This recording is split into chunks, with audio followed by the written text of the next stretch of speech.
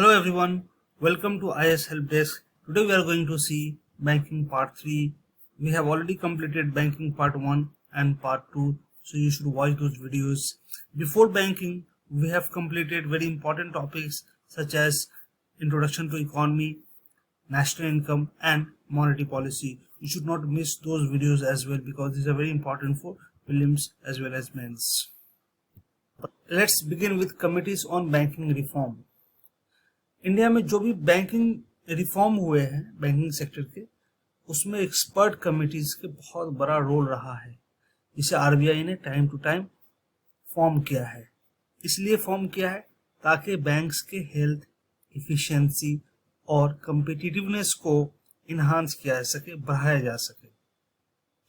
दो high powered committees के नाम है नरसिम्हन कमेटी 1 जो 1991 में फॉर्म हुई थी, नरसिम्हन कमेटी 2 जो 1998 में फॉर्म हुई थी। नरसिम्हन कमेटी 1 ये कमेटी 1991 में फॉर्म की गई थी। इस कमेटी के जो चेयरमैन थे वो एम नरसिम्हम थे, फॉर्मर आरबीआई के गवर्नर थे। इस कमेटी का जो पर्पस था वो पर्पस था इवैल्यूएट करना बैंकिंग स्ट्रक्चर को, ऑर्गेनाइजेशन को और उनकी फंक्शनिंग को। प्राइमरी गोल था कि बैंकिंग सेक्टर का इफिशिएंसी और कम्पिटिटिवनेस को बढ़ाना। याद रहे ये कमेटी 1991 में फॉर्म हुई थी। उस समय न्यू इकोनॉमिक रिफॉर्म लाए गए थे। उस समय जरूरत थी कि जो बैंकिंग की इनएफिशिएंसी थी, बैंकिंग सही से वर्क नहीं कर पा रही थी, उसमें इफिशिएंसी लाना। तो उस बैकग्राउंड में नरसिम्हम कमेटी को फॉर्म किया गया था। रिकमेंडेशंस ऑफ नरसिम्हम कमेटी क्या थे? पहला था ऑटोनॉमी ऑफ बैंक्स। ये कमेटी ने रिकमेंड किया कि ज्यादा से ज्यादा बैंक्स को ऑटोनॉमी मिले, फ्रीडम मिले, आज़ादी मिले कि बैंक को किस तरीके से चलाना है, कैसे चलाना है, उसकी छूट हो उन्हें, ताकि वो ऑटोनोमसली उसको ऑपरेट कर पाए बैंकिंग को। ये ओवर रेगुलेशन, ओवर एडमिनिस्ट्रेशन को अवॉइड करने का रिकमेंडेशन दिया, यानी कि गवर्नमेंट का ज़्यादा इंटरफेरेंस ना हो, हर चीज़ में रेगुलेशन ना हो, रूल्स ना हो, वो कम से कम रहें। और जो चीफ एग्जीक्यूटिव या बोर्ड मेंबर हैं बैंक्स के, उनको मेरिट पे सिलेक्शन हो। इन चीजों का रिकमेंड किया ऑटोनॉमी फॉर बैंक्स में। सेकंड रिकमेंडेशन था merging of public sector banks. Banks का बिजनेस बढ़े, उसके लिए कमेटी ने सजेस्ट किया कि जो मेजर पब्लिक सेक्टर बैंक्स है उनको मर्ज कर दिया जाए।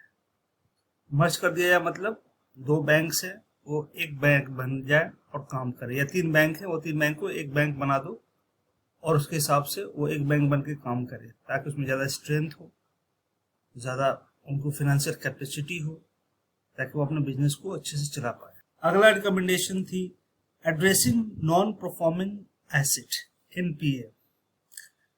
बैंक्स के एनपीए बहुत ज़्यादा थे, इसलिए इस कमेटी ने प्रपोज किया कि नैरो बैंकिंग लाया जाए।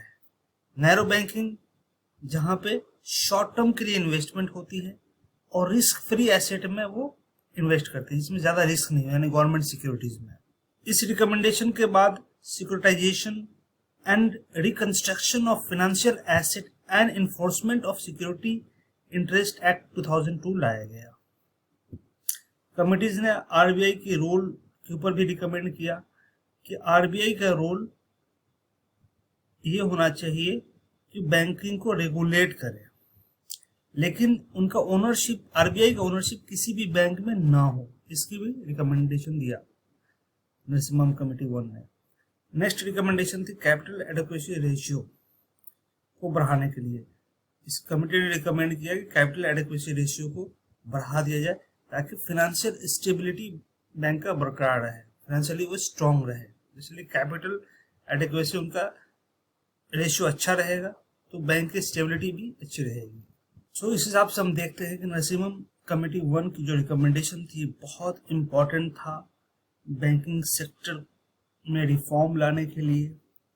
और इस रिकमेंडेशन की वजह से जो 2008 की फाइनेंशियल क्राइसिस आई थी वर्ल्ड में, उसमें इंडिया ने और इंडिया के जो बैंक्स हैं उसने बहुत रेजिलियंट रोल निभाया था, यानी कि इंडिया पे ज़्यादा नुकसान या प्रभाव नहीं पड़ा था उस फाइनेंशियल क्राइसिस का, जो 2008 में आया था। ये रिकमेंडेशन नरसिम्हन कमेटी 1 की थी और उसका इम्पैक्ट था कि हमें लॉस नहीं हुआ 2008 फाइनेंशियल क्राइसिस से। नरसिम्हन कमेटी 2 1998, ये कमेटी जो सेकेंड सीरीज थी रिकमेंडेशन का, ताकि और ज़्यादा रिफॉर्म लाया जा सके, बैंकिंग सेक्टर को और मजबूती दिया जाए, स्ट्रेंथन किया जाए, उसके लिए लाया गया था। इसका प्राइमरी ऑब्जेक्टिव था कि जो बैंकिंग सेक्टर में जो चैलेंजेस है उसको एड्रेस करना और फिनेंशियल सेक्टर में रिफॉर्म लाना। बैंकिंग सेक्टर इंडिया में सिग्निफिकेंट चेंजेस हुए बैंकिंग सेक्टर में 1990s में, जो कि लिबरलाइजेशन, प्राइवेटाइजेशन, ग्लोबलाइजेशन के तहत हुआ था। एलपीजी पहले जो नरसिम्हन कमेटी थी उसे 1991 में रिकमेंडेशन दिया था। उसका पर्पस था इफिशिएंसी, कॉम्पिटिटिवनेस, स्टेबिलिटी और बैंक्स को बढ़ाना। और इन रिकमेंडेशन की वजह से बैंकिंग सेक्टर में काफ़ी अच्छे खासे रिफॉर्म लाए गए, चेंजेस हुए, जिसमें से पहला था कि प्राइवेट सेक्टर बैंक्स इंट्रोड्यूस किए गए, लिबरलाइजेशन ऑफ इंटरेस्ट रेट हुआ, इंटरेस्ट रेट को लिबरलाइज किया गया, प्रूडेंशियल नॉर्म्स लाए गए। उसके बाद धीरे धीरे नए चैलेंजेस आने लगे, जैसे कि एनपीए का इशू आने लगा, नॉन परफॉर्मिंग एसेट का इशू आने लगा, रेगुलेटरी फ्रेमवर्क को और इन्हांस किया जाए इसकी जरूरत पड़ने लगी, फाइनेंशियल इंक्लूजन लाया जाए उसकी जरूरत पड़ने लगी। तो इस बैकग्राउंड में, इस बैकड्रॉप में नरसिम्हन कमेटी 2 का जो पर्पस था, ऑब्जेक्टिव था, वो था strengthening the banking system, bank system को स्ट्रेंथन करना, जैसे capital adequacy, asset quality, profitability, risk management of banks को मैनेज करना। दूसरा था रेगुलेटरी फ्रेमवर्क को इम्प्रूव करना और फाइनेंशियल सेक्टर को डेवलप करना, जिसकी प्रमोशन के लिए पहला रिकमेंडेशन था capital adequacy and risk management. Committee ने रिकमेंड किया कि जो CAR है, कैपिटल एडिक्वेसी रेशियो है, उसको बढ़ाया जाए ताकि बैंक्स के पास ज़्यादा कैपिटल बेस आए और जो लॉसेस हैं उसको अब्जॉर्ब किए जाए। ये रिकमेंडेशन थी इंटरनेशनल स्टैंडर्ड के तहत, जो कि basal committee on bank supervision के तहत आता है। सेकंड रिकमेंडेशन थी रिस्क मैनेजमेंट प्रैक्टिसेस, यानी कि बैंक्स को जो रिस्क है, जो रिस्क क्या होता है, लोन लिया, लोन वापस नहीं दिया, डिफॉल्ट हो गए, एनपीए का रिस्क है, तो इन रिस्क को किस तरीके से बेहतर तरीके से मैनेज किया जाए, रिस्क बेस्ड सुपरविजन लाया जाए, एडवांस मैनेजमेंट और टूल्स लाया जाए ताकि रिस्क को मैनेजमेंट किया जाए कायदे से। तो इसके लिए रिकमेंडेशन दिए गए।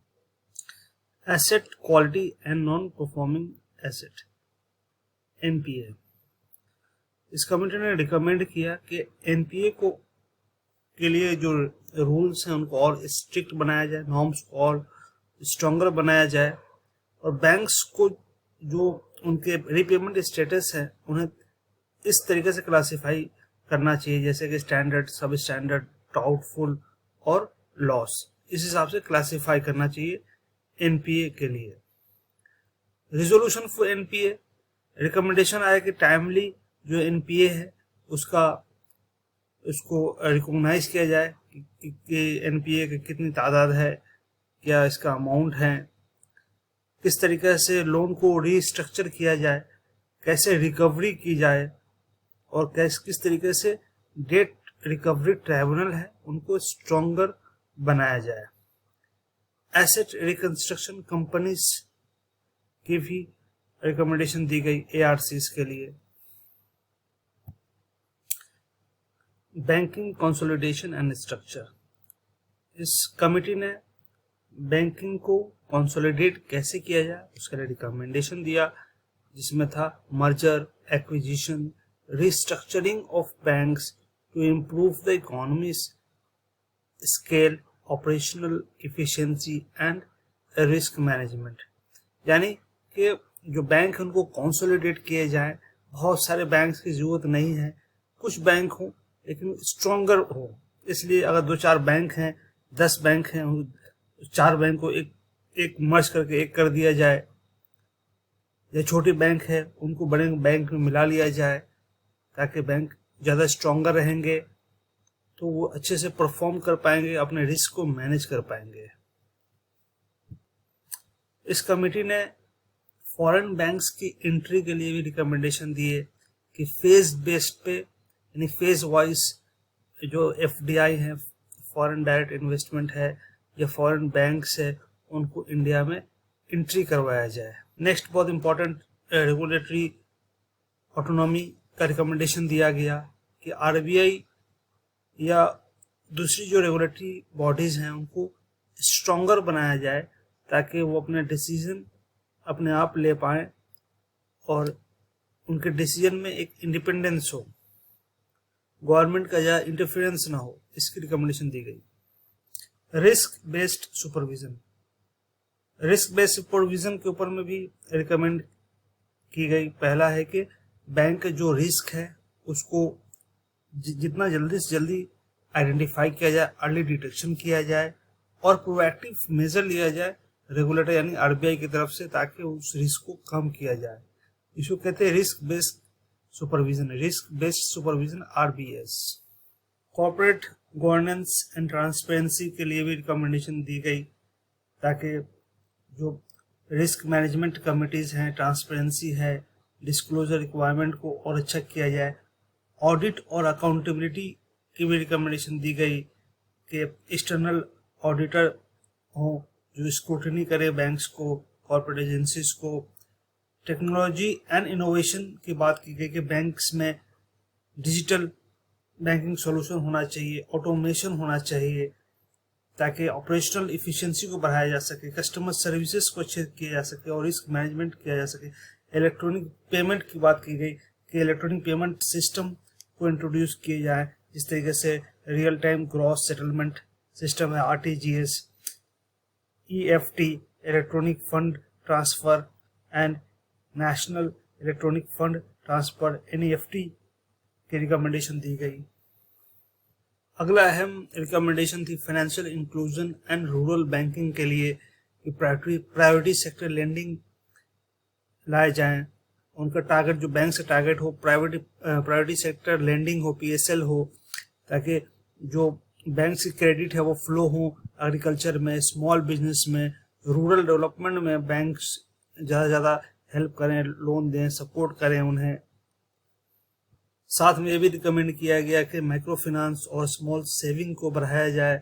जो माइक्रो फाइनेंस इंस्टीट्यूशंस हैं जैसे एसएचजीज हैं, स्मॉल सेविंग स्कीम्स हैं, उनको बढ़ाया जाए, उनको इन्हांस किया जाए ताकि फाइनेंशियल इंक्लूजन लाया जाए, सेविंग बढ़ाया जाए और गाँव में जो क्रेडिट फैसिलिटी है उसको स्ट्रॉन्गर किया जाए।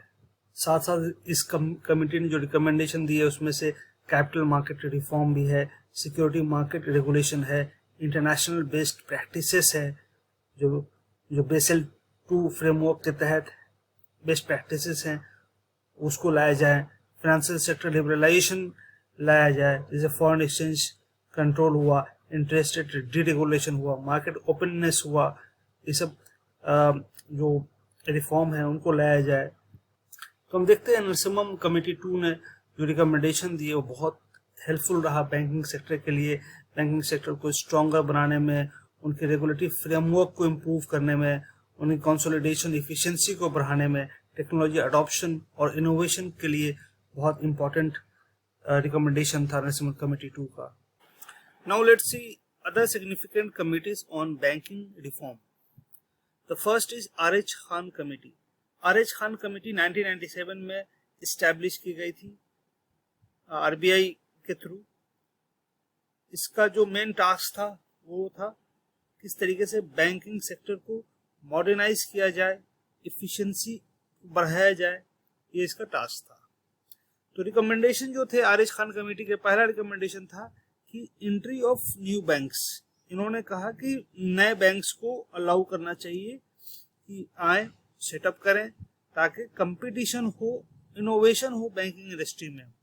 इन्होंने कैपिटल एडिक्वेसी की बात की, कहा कि एम्फेसाइज किया कि कि एडिक्वेट कैपिटल एडिक्वेसी रेशियो होना चाहिए बैंक के पास, ताकि फाइनेंशियल स्टेबिलिटी रहे और जो लॉसेस हों उसको एब्जॉर्ब किया जा सके। यानी कि कैपिटल ज़्यादा रहेगा तो ही वो लॉस को बियर करने की कैपेसिटी में रहेंगे। रेगुलेटरी फ्रेमवर्क की रिकमेंडेशन दिया इन्होंने, आरिज खान कमेटी ने।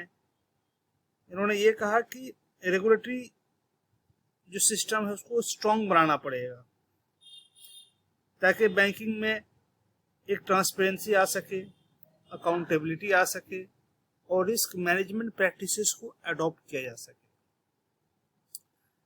एसेट क्वालिटी, नरसिम्हन कमेटी 2 ने भी रिकमेंडेशन दिया था एसेट क्वालिटी पे, आरिज खान कमेटी ने भी दिया है। आरिज खान कमेटी ने एनपीए पे भी ज़्यादा फोकस दिया है और इन्होंने सुझाव दिया कि स्ट्रिंजेंट मॉनिटरिंग इवैल्यूएशन मैकेनिज्म लाना चाहिए, बहुत कड़क मैकेनिज्म लाना चाहिए जिससे नॉन परफॉर्मिंग एसेट हैं उस पर कंट्रोल किया जा सके, नियंत्रण किया जा सके।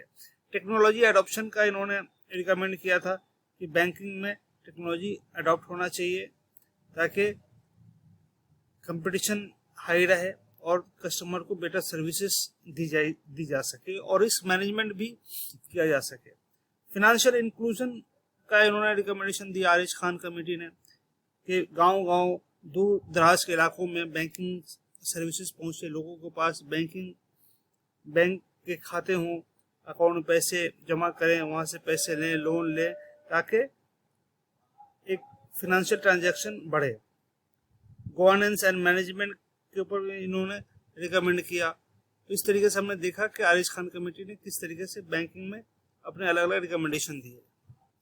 नेक्स्ट इंपॉर्टेंट कमेटी है रघुराम राजन कमेटी। रघुराम राजन कमेटी 2008 में फॉर्म हुई थी। ये उस वक्त फॉर्म हुई थी जब फाइनेंशियल क्राइसिस चल रहा था, वर्ल्ड फाइनेंशियल क्राइसिस चल रहा था ग्लोबली 2008 में। इस बैकग्राउंड में इन्होंने अपने रिकमेंडेशन दिए थे। तो रिकमेंडेशन जाहिर सी बात है फाइनेंशियल स्टेबिलिटी के लिए होगा। तो फाइनेंशियल स्टेबिलिटी में इन्होंने रिकमेंडेशन दिया कि रिस्क मैनेजमेंट प्रैक्टिसेस को स्ट्रॉन्ग किया जाए, सुपरविजन ऑफ फाइनेंशियल इंस्टीट्यूशन हो, फाइनेंशियल इंस्टीट्यूशन को सुपरवाइज किया जाए कायदे से, एक बेहतरीन रेगुलेटरी आर्किटेक्चर तैयार किया जाए जिसमें कोऑर्डिनेशन हो, इफिशिएंसी हो, इफेक्टिवनेस हो रेगुलेशन और सुपरविजन का। फाइनेंशियल इंक्लूजन का इन्होंने रिकमेंडेशन दिया रघुराम राजन साहब ने कि गांव में अंडर सर्व्ड एरियाज में फाइनेंशियल इंक्लूजन हो, लोगों को बस बैंकिंग सर्विसेज हों। कैपिटल मार्केट के ऊपर में भी इन्होंने रिकमेंड किया कि एक वाइब्रेंट और well functioning capital market develop करने की जरूरत है इंडिया में, जहां पे इन्वेस्टमेंट को रेज किया जा सके। इंफ्रास्ट्रक्चर फाइनेंसिंग की इन्होंने रिकमेंडेशन दी। कंज्यूमर प्रोटेक्शन का रिकमेंडेशन दिया कि एक रोबस्ट मैकेनिज्म बनाना चाहिए फाइनेंशियल सेक्टर में जिसमें कंज्यूमर के इंटरेस्ट को प्रमोट किया जाए और उसको प्रोटेक्ट किया जाए। टेक्नोलॉजी इनोवेशन की बात की रघुराम राजन कमेटी ने कि इनोवेशन को डेवलप होना चाहिए, क्योंकि साइबर सिक्योरिटी, साइबर क्राइम से बचने के लिए आपको उससे अपग्रेडेड टेक्नोलॉजी डेवलप करना पड़ेगा ताकि क्राइम्स को रोके जाएं, कस्टमर्स को बेहतर सर्विसेज दी जाएं।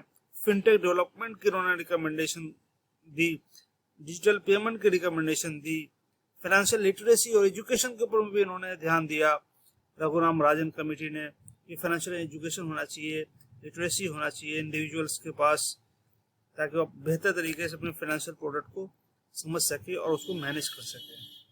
तो ये था Raghuram Rajan committee report. Next है financial sector legislative reform commission, FSLRC। FSLRC जो कमीशन है उसको इस्टेब्लिश किया गया था रिव्यू और मॉडर्नाइज करने के लिए जो इंडिया का फाइनेंशियल सेक्टर है उसके लेजिस्लेटिव फ्रेमवर्क को, यानी कि जो भी कानून है फाइनेंशियल सेक्टर को गवर्न करने के लिए, उसको रिव्यू करने के लिए इसको सेटअप किया गया था, इस्टेब्लिश किया गया था। पहला जो रिकमेंडेशन था FSLRC का वो था यूनिफाइड रेगुलेटरी स्ट्रक्चर। इन्होंने रिकमेंड किया कि एक यूनिफाइड फाइनेंशियल रेगुलेटरी एजेंसी होना चाहिए जिसको अफरा भी कहते हैं, UFRA, और जितने भी एग्जिस्टिंग मल्टीपल रेगुलेटरी बॉडीज हैं जैसे RBI, SEBI, IRDAI, PFRDA सबको रिप्लेस करके एक ही इंस्टीट्यूशन होना चाहिए, उसका नाम रहे यूनिफाइड फाइनेंशियल रेगुलेटरी एजेंसी अफरा, ताकि बेटर कोऑर्डिनेशन हो, इफिशिएंसी आए और इफेक्टिवनेस आए फाइनेंशियल रेगुलेशन और सुपरविजन में। अलग अलग रेगुलेटरी बॉडी नहीं हो, एक ही हो, अफरा ही हो, ये कहा था FSLRC ने। लीगल फ्रेमवर्क के ऊपर भी बात किया कि बेटर लीगल फ्रेमवर्क हो बैंकिंग में, इंश्योरेंस में, सिक्योरिटी मार्केट में, पेमेंट सिस्टम में। फाइनेंशियल कंज्यूमर प्रोटेक्शन की बात की FSLRC ने, और इसने रिकमेंड किया कि फाइनेंशियल रिड्रेसल एजेंसी FRA को स्टैब्लिश किया जाए, ताकि जो कंज्यूमर के ग्रीवांसेस हैं, डिस्प्यूट हैं, उसको रिजॉल्व करने के लिए। रिजोल्यूशन एंड इंसॉल्वेंसी फ्रेमवर्क के लिए इन्होंने रिकमेंड किए। मार्केट इंफ्रास्ट्रक्चर को बेहतर करने के लिए FSLRC ने रिकमेंड किया। गवर्नेंस और अकाउंटेबिलिटी के ऊपर इन्होंने रिकमेंड किया कि किस तरीके से गवर्नेंस को अच्छा किया जाए, फाइनेंशियल सेक्टर में अकाउंटेबिलिटी किस तरीके से लाया जाए। टेक्नोलॉजी और इनोवेशन के ऊपर में रिकमेंड किया कि ताकि टेक्नोलॉजी अडॉप्ट करें जो फाइनेंशियल इंस्टीट्यूशन है, फिनटेक डेवलपमेंट हो, साइबर सिक्योरिटी आए, डेटा प्रोटेक्शन आए। तो इस तरीके से हम देखते हैं कि FSLRC ने अलग अलग रिकमेंडेशन दी है 2011। नेक्स्ट इंपॉर्टेंट कमेटी है BJ नायक कमेटी। ये कमेटी 2014 में एस्टैब्लिश हुई थी। इसका जो रिकमेंडेशन था, सबसे पहला रिकमेंडेशन था कि ओनरशिप एंड गवर्नेंस। असल में BJ नायक कमेटी थी, वो जो पब्लिक सेक्टर बैंक है उसके ऊपर ही इसको इस्टेब्लिश किया गया था, इसके लिए रिकमेंड करने के लिए कि पब्लिक सेक्टर बैंक को किस तरीके से बेहतर बनाया जाए। तो इसलिए इन्होंने पहला रिकमेंड किया कि जो पब्लिक सेक्टर बैंक है उनके जो ओनरशिप है गवर्नमेंट का, उसको 50% से नीचे किया जाए। 50% स्टेक नीचे हो गवर्नमेंट ओनरशिप का पब्लिक सेक्टर बैंक में, ताकि ऑटोनॉमी आ सके, डिसीजन मेकिंग अच्छा हो सके और कंपटीशन आए पब्लिक सेक्टर बैंक्स में। बोर्ड स्ट्रक्चर में चेंज करने की बात की BJ नायक कमेटी ने बैंकिंग में, पब्लिक सेक्टर बैंकिंग में, कि जो बोर्ड मेंबर हो या बोर्ड ऑफ डायरेक्टर हो वो मेरिट बेस पे सिलेक्ट किए जाएं, गवर्नमेंट इंटरफेरेंस ना हो, परफॉर्मेंस इवैल्यूएशन किया जाए, जैसे KPI को लाया जाए, की परफॉर्मेंस इंडिकेटर को लिया जाए, रिस्क मैनेजमेंट असेसमेंट प्रॉपर तरीका से हो बैंक्स में, अकाउंटेबिलिटी फ्रेमवर्क हो बोर्ड मेंबर के लिए, सीनियर मैनेजमेंट के लिए। रिस्क मैनेजमेंट की बात की इन्होंने कि एसेट क्वालिटी को मॉनिटर करने का मैकेनिज्म होना चाहिए कि जो लोन बैंक्स देती है वो एसेट किस तरीके से परफॉर्म कर रही है, उसको देखने के लिए एक मैकेनिज्म सेट होना चाहिए। स्ट्रेस टेस्टिंग फ्रेमवर्क होना चाहिए कि कौन सी बैंक कितना स्ट्रेस में है, कितना उसके ऊपर में लोड है, लोन का प्रेशर है। तो इसके लिए रिस्क मैनेजमेंट के लिए इन्होंने रिकमेंड किए। कॉर्पोरेट गवर्नेंस के लिए भी इन्होंने रिकमेंड किए कि बेटर कॉर्पोरेट गवर्नेंस होना चाहिए। कॉर्पोरेट गवर्नेंस का मतलब वो ट्रांसपेरेंसी हो, पारदर्शिता हो, डिस्क्लोजर रिक्वायरमेंट हो, इथिकल स्टैंडर्ड हो, रेगुलेटरी कंप्लायंस हो बैंक्स में, ताकि लोगों में ट्रस्ट आए, विश्वास आए बैंक्स के प्रति। फाइनेंशियल ऑटोनॉमी की बात की, जो सबसे इंपॉर्टेंट रिकमेंडेशन है BJ नायक कमेटी का, कि पब्लिक सेक्टर बैंक में फाइनेंशियल ऑटोनॉमी दिया जाए, उनको एक इख्तियार दिया जाए, अधिकार दिया जाए पब्लिक सेक्टर बैंक को, ताकि वो कैपिटल रेज कर सके जब जब जरूरत पड़े, इन्वेस्टमेंट का डिसीजन ले सके, मर्जर एक्विजिशन का डिसीजन ले सके, बिना कोई इंटरवेंशन के, ब्यूरोक्रेटिक इंटरवेंशन के या गवर्नमेंट इंटरवेंशन के। एसेट क्वालिटी इंप्रूवमेंट की बात की इन्होंने। नॉन परफॉर्मिंग एसेट जो NPA है उसको किस तरीके से इम्प्रूव किया जाए, एसेट क्वालिटी को कैसे बेहतर किया जाए, कैसे बैड लोन्स को रिकवर किया जाए, लोन रिकवरी मैकेनिज्म कैसे बेहतर किया जाए, स्ट्रेंथन किया जाए, इसकी बात की BJ नायक कमेटी ने। टेक्नोलॉजी अडॉप्शन की बात की कि फिनटेक को अडॉप्ट किया जाए, साइबर सिक्योरिटी को स्ट्रेंथन किया जाए, डिजिटलाइजेशन लाया जाए, ताकि जो पब्लिक है उनके पैसे सिक्योर रहें, पब्लिक को अच्छी सर्विसेज मिल सके, घर बैठे सर्विसेज मिल सके, उनके पैसे सिक्योर रहें, साइबर सिक्योरिटी से सिक्योर रहें। इन सब चीज़ों के लिए BJ नायक कमेटी ने अपने रिकमेंडेशन दी है। Challenges of Indian banking system. Indian banking system के बहुत सारे चैलेंजेस हैं, जिसमें से पहला चैलेंज है रिस्क मैनेजमेंट के, किस तरीके से बेटर रिस्क मैनेज किया जाए, क्रेडिट रिस्क मैनेज किया जाए, ऑपरेशनल रिस्क मैनेज किया जाए, साइबर रिस्क मैनेज किया जाए, रेगुलेटरी कंप्लायंस का एक चैलेंज है, फाइनेंशियल इंक्लूजन का चैलेंज है। जन धन योजना तो लाया गया, लेकिन साथ में चैलेंज ये भी है कि ये गांव-गांव, घर-घर में पहुंचे, दूर-दूर इलाकों में पहुंचे बैंकिंग सर्विसेज, एक बड़ा चैलेंज है। डिजिटल ट्रांसफॉर्मेशन का एक चैलेंज है कि डिजिटल लिटरेसी आए लोगों में, लोग डिजिटली एजुकेटेड बने ताकि वो समझ सके फाइनेंशियल प्रोडक्ट को, डिफरेंशिएट कर पाए कौन सा बेहतर है कौन सा बेहतर नहीं है। कैपिटल एडिक्वेसी लाया जाए बैंक्स में, ये भी एक चैलेंज है ताकि रिस्क जो बैंक्स के हैं उसको रिस्क को कवर किया जाए। और सबसे बड़ी जो इशू है बैंक्स का आज के डेट में वो है NPA, non performing asset. Non performing asset इतनी बड़ी सरदर्द है कि इसके लिए बहुत सारी मेकैनिज्म सेट किए गए, बहुत सारे स्टेप्स लिए गए time to time. Non performing asset issues in India, NPA के बहुत सारे इश्यूज हैं। सबसे पहले देखते हैं मीनिंग क्या है। अगर 90 डेज में प्रिंसिपल या इंटरेस्ट लोन का नहीं चुकाया गया तो वो एनपीए में काउंट होता है। 90 दिन क्राइटेरिया, 90 दिन के अंदर में वापस आ जाना चाहिए जो ड्यू अमाउंट है। सब कैटेगरीज क्या है, सब standard asset, doubtful asset, loss asset, इस तरीके से कैटेगराइज किए गए हैं एनपीए को। कॉजेज क्या है एनपीए के, इकोनॉमिक स्लो डाउन होने की वजह से एनपीए होता है। लोगों के पास, बिजनेस के पास पैसे नहीं है, बिजनेस फेल हो रहा है तो वो एनपीए की तरफ चला जाता है। इनएडिक्वेट क्रेडिट हो, क्रेडिट यानी कि जो बोरोवर का क्रेडिट वर्दीनेस है उसको चेक ही नहीं किया कि पैसे वापस करने के लायक है या नहीं है। विलफुल डिफॉल्टर, लोग खुद डिफॉल्ट कर देते हैं। एक्सटर्नल फैक्टर जैसे मार्केट कंडीशन, मार्केट वोलेटिलिटी है, पॉलिसी रेगुलेटरी इश्यूज है, इसका इम्पैक्ट बहुत बड़ा होता है बैंकिंग सेक्टर पे। प्रॉफिट कम हो जाते हैं, लिक्विडिटी का इशू होता है, बैंक्स अफोर्ड नहीं कर पाते हैं नए प्रोजेक्ट्स को। स्टेप्स लिए गए हैं, एसेट क्वालिटी रिव्यू स्टेप्स लिया गया आरबीआई के द्वारा। इंसॉल्वेंसी बैंक्रप्सी कोड लाए गए हैं ताकि रिजोल्यूशन किया जाए स्ट्रेस एसेट को। रिकैपिटलाइजेशन यानी बैंक में और कैपिटल इन्फ्यूज किया गया, आरबीआई के द्वारा ये स्टेप लाया गया। रिस्ट्रक्चरिंग स्कीम को रिस्ट्रक्चर किए गए, एसेट रिकंस्ट्रक्शन कंपनी को लाया गया, एआरसीज को लाया गया ताकि एनपीओ को मैनेज किया जाए। प्रूडेंशियल नॉर्म्स लाए गए, इनहांस सुपरविजन लाए गए एनपीए के लिए। तो हम देख सकते हैं कि बैंकिंग में जो चैलेंजेस है उसके लिए स्टेप्स बहुत सारे लिए गए। उसमें से कुछ स्टेप ये है कि इंसॉल्वेंसी एंड बैंक्रप्सी कोड लाए गए। रिकैपिटलाइजेशन ऑफ बैंक्स में कैपिटल को इन्फ्यूज किया गया। प्रधानमंत्री जन धन योजना लाया गया ताकि फाइनेंशियल इंक्लूजन आए। गुड्स एंड सर्विसेज लाया जाएगा, टैक्सेशन है कॉर्पोरेट्स के और बेहतर हो पाए। Merger of public sector bank, बहुत सारे पब्लिक सेक्टर को मर्ज किए गए। तो बैंक्स में हम देख सकते हैं कि जो एसबीआई है उसमें भारतीय महिला बैंक बीएमबी को मर्ज कर दिया गया एसबीआई के साथ।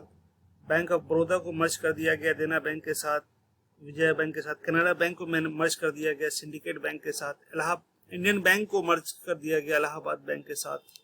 ये कुछ मर्जर है। Priority sector lending in India, priority sector lending जिसको पीएसएल भी कहते हैं, क्या है ये एक टूल है, बहुत इंपॉर्टेंट टूल है आरबीआई का, जिसके तहत बैंकिंग जो है वो कंट्रीब्यूट करती है इंक्लूसिव ग्रोथ में और इंडियन इकोनॉमी के डेवलपमेंट में।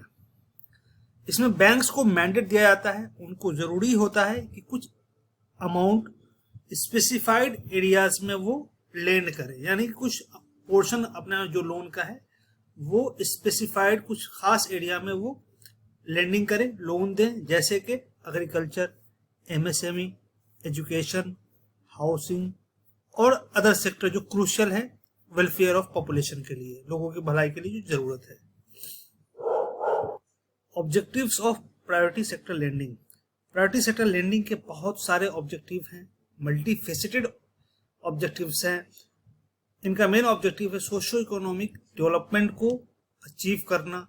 इसके लिए सबसे पहला जो ऑब्जेक्टिव है वो इंक्लूसिव ग्रोथ है। इनका इंक्लूसिव ग्रोथ अचीव करना, इंक्लूसिव ग्रोथ मतलब सबको साथ लेकर चलना, और ग्रोथ जो हो सब जगह हो, चाहे वो रूरल एरियाज हो, अर्बन एरियाज हो, स्मॉल बिजनेस हो या बिग बिजनेसेस हो, मार्जिनलाइज कम्युनिटीज हो, सबको सपोर्ट करना, इंक्लूसिव ग्रोथ को अचीव करना प्रायोरिटी सेक्टर लेंडिंग का ऑब्जेक्टिव है। दूसरा ऑब्जेक्टिव है एग्रीकल्चरल डेवलपमेंट, फार्मर्स को सपोर्ट करना, उनको लोन प्रोवाइड करना time to time, credit production में, एनिमल हस्बेंड्री में, फिशरीज में, एग्रो प्रोसेसिंग में। फिर एमएसएमई को सपोर्ट करना इनका ऑब्जेक्टिव होता है। जैसे उनकी इंडस्ट्रियल जो ग्रोथ होती है उसमें जब फाइनेंशियल रिक्वायरमेंट होती है वहाँ पे बैंक्स को लोन देने होते हैं। इंफ्रास्ट्रक्चर को डेवलप करने के लिए, टेक्नोलॉजी में इन्वेस्ट करने के लिए, फाइनेंशियल इंक्लूजन उसका दूसरा ऑब्जेक्टिव है। फाइनेंशियल इंक्लूजन जैसे लो इनकम हाउस होल्ड हुए उन तक बैंकिंग पहुंचे, एसएचजी को सपोर्ट, इसके लिए एसएचजी को सपोर्ट किया जाता है, माइक्रो फाइनेंस इंस्टीट्यूशंस को सपोर्ट किए जाते हैं।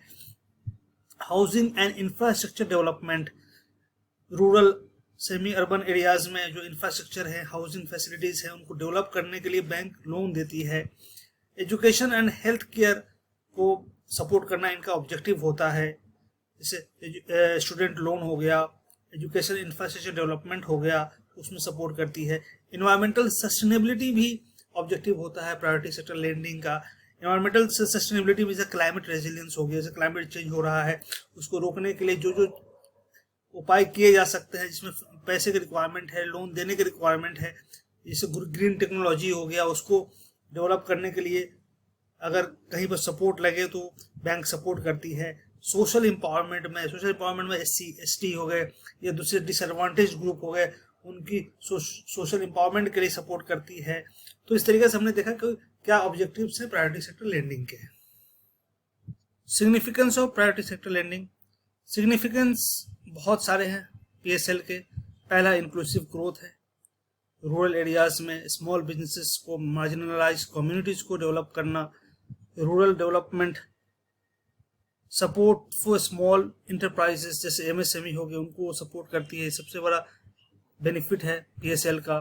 फाइनेंशियल इंक्लूजन, एसएचजी को सपोर्ट करना, गांव दूर दराज इलाकों में, अंडर कवर्ड एरियाज में जहाँ पे बैंकिंग सर्विसेज नहीं है वहाँ तक बैंकिंग पहुँचाना, social empowerment, job creation, priority sector lending के थ्रू जॉब क्रिएशन में भी हेल्प मिलती है। एमएसएमई को जब सपोर्ट मिलता है, रूरल इंडस्ट्रीज को सपोर्ट मिलता है, उससे जॉब क्रिएट होती है।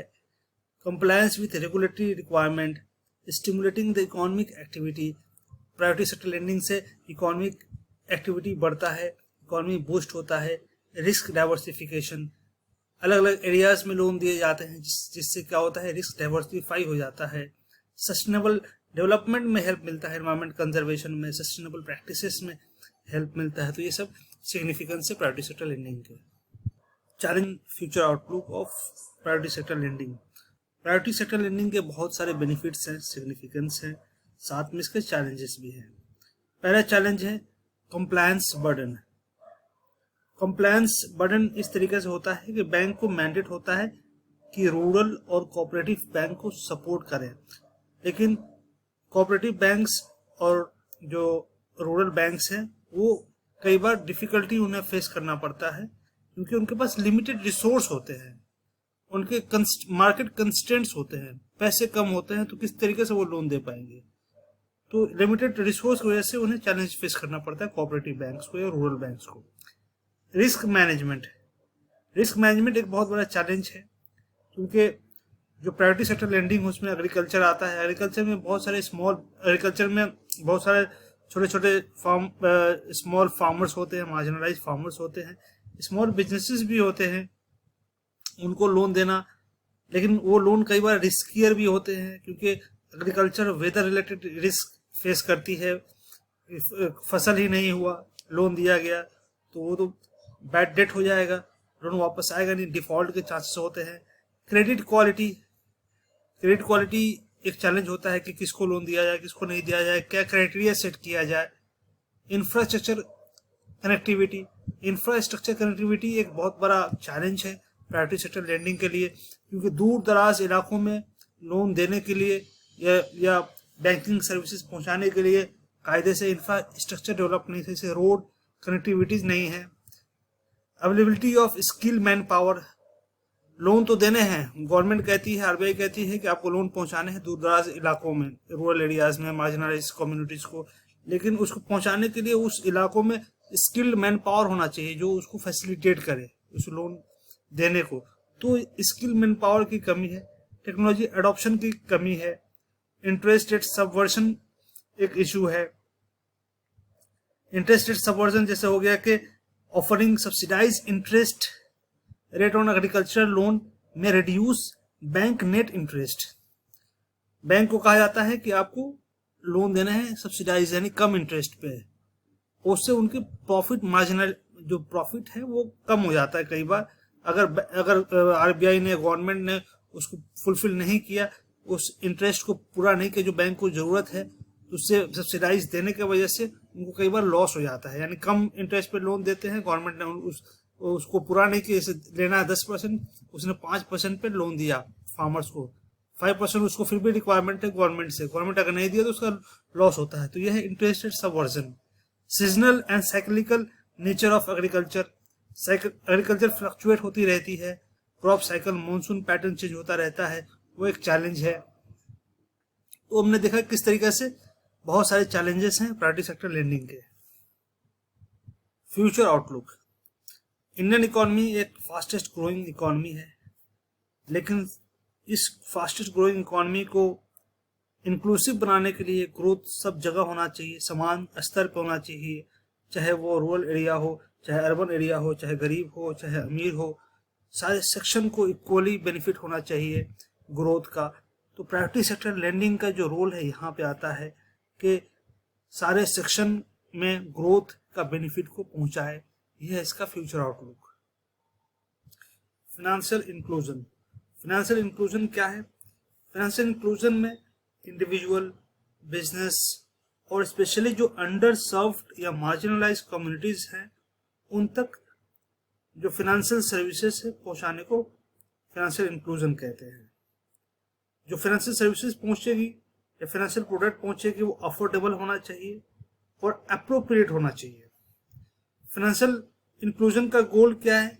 इसका गोल है economic empowerment, improving the living standard, living standard को इंप्रूव करना, लोगों की जिंदगी को बेहतर बनाना, फॉस्टर इकोनॉमिक ग्रोथ को इंश्योर करना। तो इसमें क्या क्या चीजें आती हैं फाइनेंशियल इंक्लूजन में? एक्सेस टू बैंकिंग सर्विसेज हो लोगों के पास, जैसे सेविंग अकाउंट्स, पेमेंट सर्विसेज हो, डेबिट कार्ड हो, मोबाइल बैंकिंग हो, रेमिटेंस फैसिलिटीज हो, क्रेडिट फैसिलिटीज हो लोगों के पास, जो माइक्रो फाइनेंस इंस्टीट्यूशन है या एनबीएफसीज है वो क्रेडिट फैसिलिटीज प्रोवाइड करें अंडर सब पॉपुलेशन में। इंश्योरेंस हो लोगों के पास, हेल्थ इंश्योरेंस हो गया, क्रॉप इंश्योरेंस हो गया, ये सब फाइनेंशियल इंक्लूजन में आता है। इन्वेस्टमेंट अपॉर्चुनिटीज को क्रिएट करना फाइनेंशियल इंक्लूजन में आता है, जैसे पेंशन स्कीम हो गया, रिटायरमेंट प्लान हो गया, ये सबको इनकरेज करना। डिजिटल फाइनेंशियल सर्विसेज को प्रोवाइड करना, जैसे mobile banking, digital wallet, online payments हो गए। एम्पावरिंग द वल्नरेबल ग्रुप्स को एम्पावर करना भी आता है फाइनेंशियल इंक्लूजन में। तो ये हमने देखा कि किस तरीके से फाइनेंशियल इंक्लूजन काम करती है। Challenges to financial inclusion in India. Financial inclusion बहुत बेहतर है इंडिया के लिए, इंक्लूसिव ग्रोथ के लिए, लेकिन इसके बहुत सारे चैलेंजेस भी हैं। पहला चैलेंज है लिमिटेड बैंकिंग सर्विसेज। सब जगह बैंकिंग सर्विसेज नहीं है, जैसे एटीएम की सुविधा हो गई, बैंक ब्रांचेस हो गई, विलेजेस में, रिमोट रीजन्स में ये बहुत कम है, जैसे बिहार में, झारखंड में तो बहुत लिमिटेड बैंकिंग सर्विसेज हैं रिमोट एरियाज में। लो फाइनेंशियल लिटरेसी की वजह से लोगों में डिपेंडेंसी ज़्यादा होती है, स्पेशली रूरल एरियाज में, ये एक कंस्ट्रेंट है। डिजिटल डिवाइड बहुत ज़्यादा है। डिजिटल डिवाइड मतलब कि रूरल में या अर्बन में जो बैंकिंग सर्विसेज है वो रूरल से अलग है। रूरल में सर्विसेज कम है, सुविधाएं कम है, डिजिटल सर्विसेज कम है वहाँ पे। इनफॉर्मल इकोनॉमी डिपेंडेंस है, जैसे स्ट्रीट वेंडर हो गए, स्मॉल बिजनेसेस हो गए सिटीज़ में, वो कैश ट्रांजेक्शन को ज़्यादा प्रेफर करते हैं डिजिटल पेमेंट के ऊपर में। तो ये एक चैलेंज है फाइनेंशियल इंक्लूजन का। हाई कॉस्ट फीस होता है, जैसे रूरल हाउस होल्ड हो गए उड़ीसा, छत्तीसगढ़ में, उनको बहुत कॉस्टली होता है बैंकिंग अकाउंट को मेंटेन करना।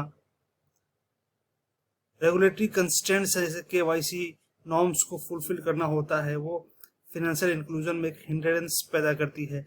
लैंग्वेज एंड कल्चरल बैरियर्स, ये बहुत बड़ा इम्पॉर्टेंट चैलेंज है। जैसे कि जो नागालैंड या मेघालय जैसे रीजन्स है, वहाँ पे लोकल लैंग्वेज में आपको बैंकिंग सर्विसेज को पहुँचाने हैं, तो ये एक चैलेंज है। लिमिटेड प्रोडक्ट ऑफरिंग होती है ज़्यादातर जो रूरल बैंकिंग सर्विसेज होती हैं उनमें, ये भी एक चैलेंज है। तुमने देखा किस तरीके से फाइनेंशियल इंक्लूजन में चैलेंजेस हैं। Government initiative for financial inclusion, financial inclusion को इंश्योर करने के लिए गवर्नमेंट ने बहुत सारे स्टेप्स लिए हैं। इसमें सबसे पहला स्टेप्स है प्रधानमंत्री जन धन योजना, PMJDY। ये 2014 में लॉन्च हुआ था। ये इनकरेज करती हाउस होल्ड को कि zero balance saving account open करें। ओवरड्राफ्ट फैसिलिटी दी जाती है, रुपए डेबिट कार्ड दी जाती है, इंश्योरेंस कवरेज दी जाती है। दूसरा है डायरेक्ट बेनिफिट ट्रांसफर, DBT। इसमें जो बेनिफिशियरी है उनके अकाउंट में डायरेक्ट पैसे ट्रांसफर किए जाते हैं। National rural livelihood mission, NRLM के तहत, इसको आजीविका भी कहते हैं, फाइनेंशियल इंक्लूजन प्रोवाइड किया जाता है स्पेशली रूरल वुमेन में, मार्जिनलाइज कम्युनिटीज में, SHGs में। Micro unit development refinance agency, इसको मुद्रा योजना भी कहते हैं। मुद्रा योजना फाइनेंशियल सपोर्ट प्रोवाइड करती है। शिशु, किशोर, तरुण कैटेगरीज हैं, जैसे 50,000 शिशु है, किशोर उसके ऊपर में है, फिर तरुण 5 लाख से 10 लाख के बीच में है। National payment corporation NPCI initiative लेती है, जैसे आधार इनेबल पेमेंट सिस्टम हो गया, भारत बिल पेमेंट सिस्टम हो गया, रुपे कार्ड हो गया। फाइनेंशियल लिटरेसी कैंपेन चलाई जाती है ताकि लोगों में फाइनेंशियल लिटरेसी आए। प्रधानमंत्री सुरक्षा बीमा योजना, PMSBY। प्रधानमंत्री जीवन ज्योति बीमा योजना है, जो लो इनकम ग्रुप्स को एक्सीडेंटल डेथ इंश्योरेंस या डिसेबिलिटी लाइफ इंश्योरेंस प्रोवाइड किया जाए। Regional rural banks financial inclusion में हेल्प करती है। तो इस तरीके से बहुत सारे स्टेप्स लिए गए हैं गवर्नमेंट के थ्रू, जो कि फाइनेंशियल इंक्लूजन को वो प्रमोट करते हैं रूरल एरियाज में, अर्बन एरियाज में, मार्जिनलाइज कम्युनिटीज में, ताकि इंक्लूसिव ग्रोथ इंश्योर हो सके।